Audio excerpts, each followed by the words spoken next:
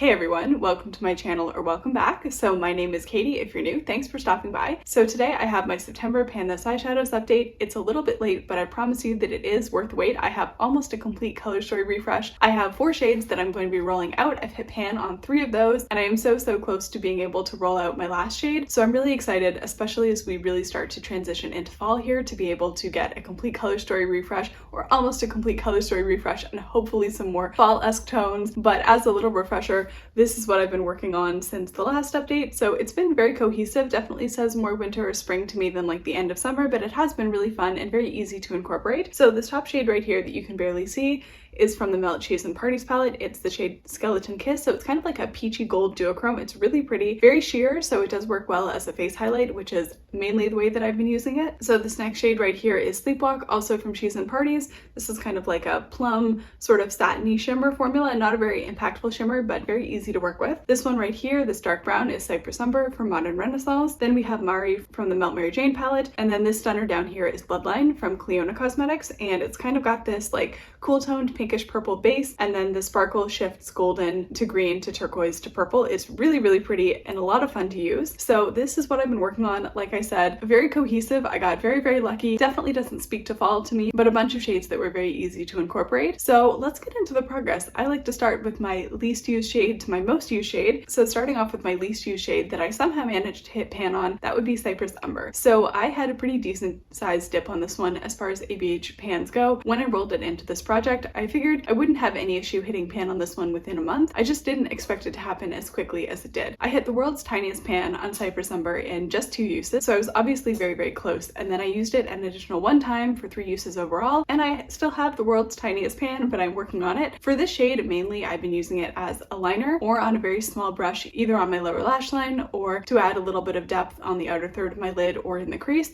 So generally I was using a very small focus brush or a very thin liner brush, which is how I did manage to pan this one so quickly. Also, as we know, ABH shadows kick up a lot, loosely pressed, the whole 9 yards. So I knew that this one would be fairly easy to pan when I rolled it in. Like I said, just didn't quite expect it to happen as quickly as it did, but I'm really happy with that, and I am going to be rolling this one out. However, having said that, I'm just going to put it out in the universe. I would not be mad at all if I got another shade from this palette rolled into this project as of this update, because this is very much like a fall palette for me, you know? I feel like you got your oranges, your berries, and I really enjoy reaching for this one, and I don't reach for it as often as I probably should. So next up we have the shade that I can't believe that I have not hit pan on yet, and that is Bloodline. I've used this one 7 times since the last update for 18 uses total, so I am so close to my 20 usage goal. I didn't quite get there this month, but I am very close, and I still don't have pan on this one, which I was very surprised because I hit pan on a couple of other things that I didn't expect to, and then I thought I was going to pan this one for sure, and it just didn't happen. So such is life, I guess. I have managed to just further expand that pan. I feel like it's starting to flatten at the bottom, which is usually for me a sign that I'm getting very close. So I don't know if I'll hit pan on this one in the 2 uses that it will take to hit my usage goal, but I'm definitely getting closer. So I've really been enjoying the shade over the last couple of months, but I am sort of getting to this point, especially as we get into fall. I am looking forward to rolling this one out and taking a little bit of a break from it. It's beautiful and it works really well as a one and done lid shade or with something in the crease. Generally speaking, actually, I pair this one pretty often with Bon Fresco from Modern Renaissance because it's got that sort of like lilac-y undertone, and then some of these either Venetian Red or Love Letter on top just to add a little bit more depth. So that's been kind of like my go-to look with this. It's been really fun, but yeah, still no pan on this one. Every time I've used this, I've thought today's the day, and it still hasn't happened yet. So this one is going to be staying in for another month. And then we've got one of my surprise pans this month, and this is the shade Skeleton Kiss from Cheese and Parties. Now I was really excited to get this one rolled in last month because I really enjoy this palette. Maybe not so much this time of year. This is generally like a November, December, and like non-fall palette for me, but I really do enjoy reaching for this, and I have been trying to reach in even prior to rolling it into this project, reaching for the shade more as a face highlight because it is obviously pretty sheer. It's a really nice sort of peachy pink highlight. I find a lot of pink duochrome highlights tend to be more fuchsia, which does not look super great on me, so this is exactly what I'm looking for. So I did manage to hit pan on this one this month. It took me just 5 uses, which I really was not expecting. I think because I fairly frequently reach into this one as a face highlight, I had a much wider dip, and so it didn't look like I was as close to the pan as I was. And I do have a pretty decently sized pan, and I think it's something that I'll continue to expand because, like I said, I do really enjoy using this one on my face as well as on my eyes. And I've used this one an additional 3 times since hitting pan, so I've gotten to 8 uses overall, and I'm going to be rolling this one out as well. And then I have Sleepwalk, also from this palette, which I have had in for a couple of months. It's been like 3 or 4 months at this point, and I did hit my usage goal on this one. No pan, didn't expect pan. This looks barely touched, mainly because I've been using this one as either a liner or lower lash line, outer third, depth in the crease, that kind of shade. So I find I don't need a ton of this one to get the depth that I'm looking for. I've used it 9 times since the last update for 20 uses overall, so it is going to be rolling out this month, which I'm kind of excited about. I've had this one in for a while, and I was just kind of, especially with having Cyprus Umber in too, I was feeling like it was time to get this one moving on out. I really do enjoy this palette, and I always enjoy having it in this project. And last but not least, we also have Surprise Pan, and I did hit pan on Mari. So I rolled this in as of the last update. Like a lot of melt palettes, this one does not show use super quickly. I have used this palette quite a bit. This is sort of my favorite like cool tone grungy neutral palette. So I had a pretty decent sized dip on Mari going as of rolling it in last month. Some of Melt's mattes kick up a little more than others. These ones are very firmly pressed and they don't kick up a lot, or at least my palette certainly doesn't. So I didn't think that there was any way that I would hit pan on this one, especially not as quickly as I did. Generally, this for me is a first transition shade, and then I'll put something over it and keep on building the depth, or use this one to blend out my lower lash line. So I hit pan on this one in 12 uses, which I was very surprised by, and I have a small but definitely there pan, so that was a pleasant surprise. When I rolled this one in, I was hoping to be able to just use it the 20 times and roll it out by the next month, but I did not expect that I would be rolling it out early with pan, so I'm really happy about that. And this palette is one of my favorites. It's such a treat to use, and I always enjoy rolling it in. I really enjoyed having Rubia in this project earlier this year too, so I was really happy to see Mari come back in, but we are going to be rolling this one out as well. So before I get into rolling for my new color story, I really did quickly want to go over my pan percentage and then some bonus pans that I have this month. You know what? I'm going to start off with the bonus pans because might as well. So my first bonus pan is a rollout from last month that I knew I was super close on, and so I did manage to hit pan on Little Frog from the Child palette. As you can see, it's very tiny, but it is there. So I had a feeling that might happen. I've really been enjoying reaching into this palette. I was not at all surprised to see that happen. And then I also managed to hit pan on Vermeer from Modern Renaissance. This is one of my go-to sort of soft lid shades or like inner corner shades. So I've been wearing this a lot on days that I've had Buonfresco or like Love Letter or Venetian Red in the crease, and then Bloodline on the lid, and then this as my inner corner highlight. Sometimes I do wear this one on my face as well. So those combined with the pans that I hit in this project this month, my number of total pans that I've hit has increased by 5. However, my total number of pans has also increased. I have purchased a few new palettes, so my pan percentage has gone down. Not as much as I thought it would, but it has definitely decreased a little bit, which I expected. I think I purchased 2 new palettes right before I filmed my last update, and then I hadn't actually received them, so I didn't count them. I had a couple of things that I'd really wanted for a while, and they went on sale, so I was like, you know what, I have a paycheck, I'm gonna pick them up. So my pan percentage has decreased since last month. I've gone from a pan percentage of 13.8% down to 13.1% if we round a little bit. So last month I had hit 25 pans out of 181 total pans of eyeshadow. Now I've gone up to 29 pans hit, but my total number of pans has gone up to 222. So my pan percentage has gone down. I don't have plans to purchase anything else. I think I'm pretty much done, but I'm also super close to finishing 2 shades in my Pan That palette. I know some people count those as pans until the end of the year, but for me, I just remove them from my collection as soon as they're done. So I know that my pan percentage will probably drop a little bit as I finish those, but I think I'm pretty much done buying eyeshadow palettes for the foreseeable future, so I don't expect my total number of pans of eyeshadow to increase. Anyways, that is the pan percentage. I have gone down about 0.7%, but that is not as bad as I thought, honestly, all things considered. So I'm gonna go pull my banana bread out of the oven, and then we're gonna roll for my new shades. So I've got my random number generator. I've got 1 to 149 eligible eyeshadows, so I'm gonna shake for 4.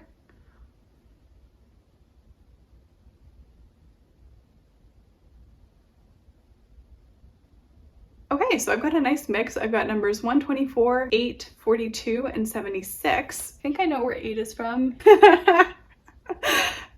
Okay, I can deal with that. So 8 is from the She's and Parties palette, which is, and it is the shade She's and Parties. I feel like I can deal with this one in the fall because it's a little bit more of like a burgundy kind of shade, and I have had this in this project before, and I do reach for this one fairly often, especially throughout the winter and the late falls. I have, as you guys can see, like a decent sized dip on this one, so I think I might actually be able to hit pan on this one. Maybe not in a month, but I think it might be doable. I just think it's hilarious that I just rolled out Sleepwalk and then I get another dark shade from this palette, but that I think out of everything is like the most fall-ish shade, so I'm not mad about it. We are going to re-roll for 42 because 42 is from the Mary Jane palette, and it is the shade Beau, which is a really lovely sort of like neutral toned bronze, but that is very similar to the bronze shade in my Pan That palette currently, so I am going to be re-rolling for that one. Okay, so 76 is from my Lilac You A Lot palette, which is the shade Zoned Out. It is this sort of like purple shade right here. I'm trying not to blind you guys, but it does have a little bit of usage on it. I think I can probably pan that one in a couple months. I don't think it'll be anytime soon, so I think this one is going to be in for a little while. It took me like, what, 3 months to hit pan on Iffy, so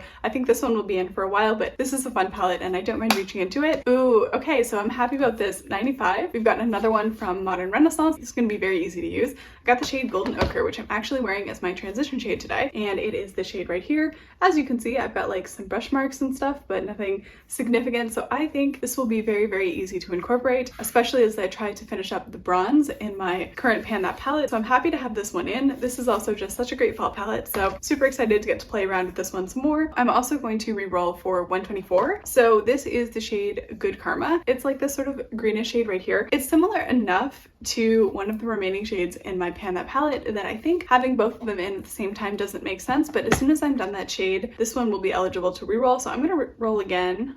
And so I got the shade 140. Okay, so 140, this guy might also be a reroll. I feel like I'm getting a lot of those. So this is the shade, again, I'm gonna try not to blind you, Naked Sleep from the Melt 27 palette. But this one, I think, I'm gonna swatch them out and see how close this one is to Golden Ochre, because I feel like I would probably use them for roughly the same thing, and having both of them in at the same time might just not make the most sense. I swatched them out here. This top one right here is Naked Sleep. This is Golden Ochre. The undertones are slightly different, but I feel like I would use them for the same thing. So I'm gonna roll for something different. I hope this better be my last reroll. Okay, 137. Ooh, okay, I'm excited about this one. So this is the shade Matheo from my Gemini 2 palette, so I'm gonna go grab that. This is what I'm working on. It's not the most cohesive color story I've ever had, at least not compared to this, but it is really fun, and I think I'm really going to enjoy working on this. So I really love Matheo, and I've been reaching for this one often this time of year, so I'm really excited to have this one in. I don't expect that I will be trying to hit pan on this one. I think I'll probably just try to hit my usage goal. I would be very surprised if I hit pan on this one in 20 uses, because it is, as we can see, new-ish to my collection. Like, I have had it for a couple of months, and I do use this palette pretty often, but I have like the tiniest dip on this one, so I would be surprised if pan happened, but you never know. Golden Ochre, I think I can definitely hit pan on. I do have the tiniest of dips, but I think this will be very easy to incorporate when I do warm tone looks as a transition shade, so I think I should be able to hit pan on that one probably by the next update. I would be surprised if that didn't happen. Zoned Out, I think, is going to be around for a while. I do have a little bit of usage on this one. I do have very slight dips starting to form, but I know Colourpop mattes are difficult, and even though this is a light shade, this is one that I probably wouldn't want to go too crazy with because these have such a white base. For some reason on me, those tend to pull kind of chalky or ashy, so I generally tend to go in with a fairly light hand on this one, so I think this one will probably be in for the full 20 uses. I probably won't hit pan on this one, but you never know, it could happen. If I had to guess, I would say this one will probably be in till the end of the year. And then lastly, She's in Parties. Now, luckily for me, this is a shade that I really enjoy. This one is a little bit more workable as an all over lid shade for me, so I think I can wear it like that, and it also helps that it has been in this project previously, so I do have quite a bit of a dip going on it already. I think that I'll be able to hit pan on this one before I hit my 20 uses. It might not be by next month, but I think by November I can probably make that happen. I think that I will probably have at least one rollout next month.